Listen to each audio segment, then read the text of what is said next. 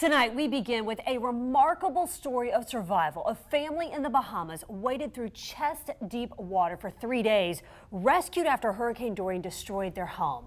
Good evening, and thank you for joining us. I'm Heather Crawford. And I'm Jeff Vallon. That family is now living on the First Coast, brought here tonight aboard a private plane flown by a man who made their trip possible. On your side's Robert Bradfield met them as they touched down in St. Augustine.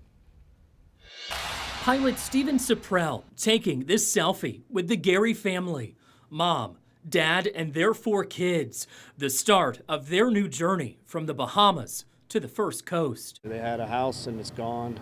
Their parishioners are gone. Their church is gone. Sipprell connected with the family through a church friend and made the 2.5-hour plane ride Wednesday morning, picking up the pastor and his family at the airport in Nassau, landing in St. Augustine 13 hours later. The biggest problem is how do you get somebody into the States if they don't have a visa and they don't have a passport?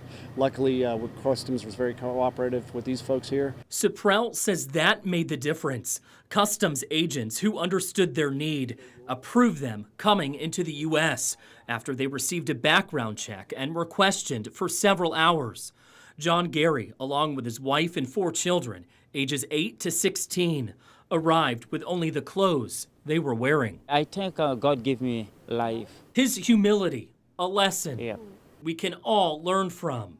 John describes the moment he cried out to members of his church, trying to rescue them from the hurricane. When I reach inside church, to people inside would fall down. I keep I sit down in the water for 3 days. The roof of his church collapsed. He stood in water for 3 days, finally getting rescued himself. That's fantastic, man.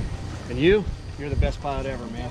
Sipprell, who gave his heart to help this family, is also giving them a home. We're going to try and put them up for a little while and kind of stabilize them and see where it goes from there. 2 families that now share a bond through grief and gratitude. In St. Augustine, Robert Bradfield, First Coast News, on your side.